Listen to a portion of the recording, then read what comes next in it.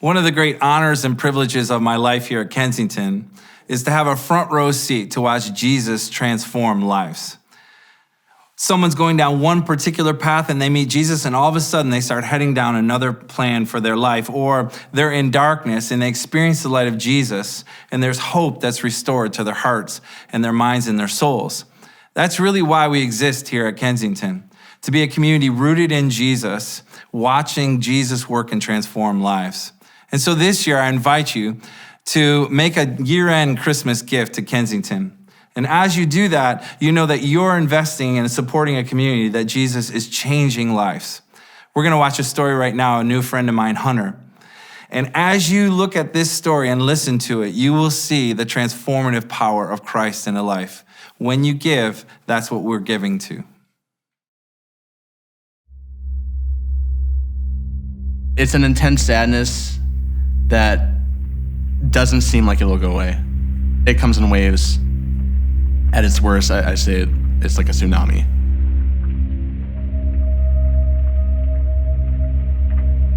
Around like 10, I was definitely dealing with like panic attacks on a very regular schedule. So when they first started happening, I'd have to like leave class and go to like the nurse's office at school or whatever. And I would say I had a stomachache, but I just knew like I couldn't handle being in class at that moment. I would leave and I would just lie down and have like a silent panic attack. Sophomore, junior year of high school, I started to realize I might be clinically depressed. Then I started having suicidal thoughts, and that's when it was concrete to me that this is an issue. There needs to be something done about it, but I still didn't do anything about it for a good amount of time, for years. For me, there was a lot of anger that came with it, at myself mostly.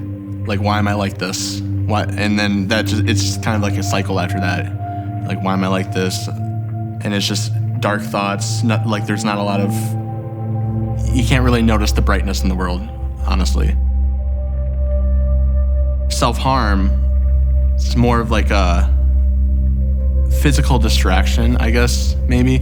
It gives me like an external physical pain to focus on as opposed to the internal mental pain that I'm going through. I stayed in my mom's basement. She had a wall down there and it was concrete. It was like that kind of like jagged, rough concrete. And I would punch that wall till my knuckles bled. I'd punch myself in the face in fits of like, I don't know if mania is the right word, but I would hit myself. I'd burn myself sometimes. And then with it comes like shame, because you have to hide these things. I wore long sleeves in the summer because I had scars. I had bruises. My knuckles were bloody and red, and my hand was swollen all the time.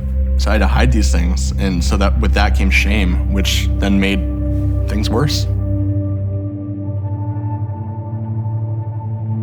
I was saying to myself that I'm gonna end my life. Yeah, and like I said, that really scared me.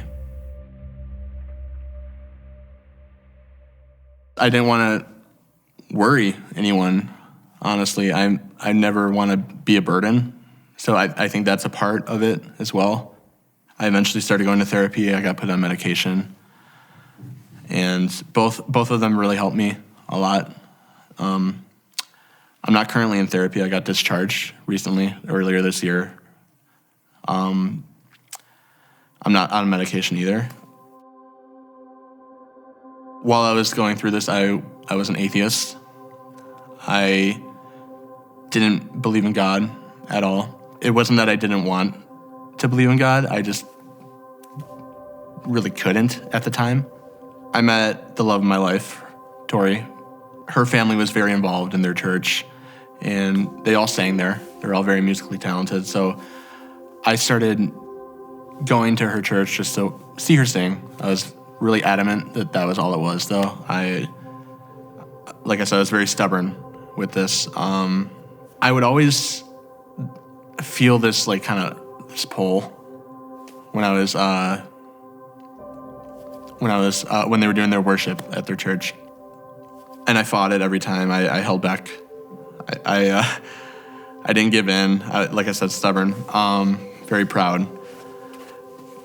But there is a worship night there, and I don't know why, but that night I just decided give into it, and I did, and it just washed all over me. I surrendered myself,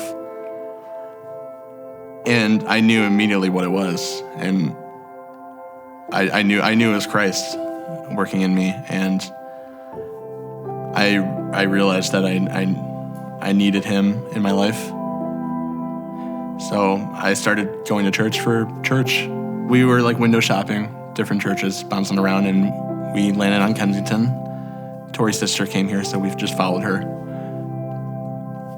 And we immediately kind of felt really connected to this place, and I felt very accepted and welcomed. I was given my first Bible by Tori's sister, Colleen, and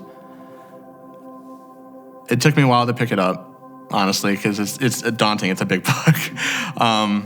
But eventually I did, and it made me feel closer to Christ.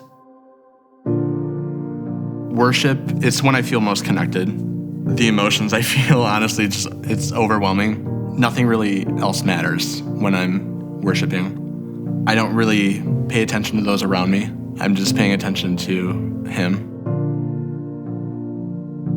I was ready to make that declaration, make it known that this is who I am now. I'm a follower of Christ. It felt incredible. People had always told me when I was leading up to this, they told me, you come out of the water and you feel like a different person. I was like, okay, But it's so completely true. Honestly, I came out of the water and I had the biggest smile on my face. I cried for like 15 minutes after that because I was just overwhelmed with emotion. It was a very emotional day in the best way. It feels like home. People here, they care. Everyone was so excited to have me. I felt special here. It was right at the perfect moment. I saw that as further proof of God, honestly. When it comes to depression and anxiety now, I'm definitely doing a lot better. Not that I didn't struggle with it still. I mean, I was in therapy earlier this year, but I've been discharged. I'm not in therapy at the moment. I still struggle with it occasionally, but it's a lot easier now. It's a lot easier to deal with now that I have a good support system. I have healthy coping mechanisms. And I know that I have God on my side, honestly, and it just makes it a whole lot easier to deal with. I would tell anyone who's also struggling with mental illness that they're not alone. To talk to someone, because that's the best thing I ever did for myself. I would tell them that it gets better. And I would tell those who aren't struggling with it that if they think someone they know is, to assume that they're the only ones that will help them and to step up and say something to them. Because sometimes, like myself, they won't. And so I think that would go a long way.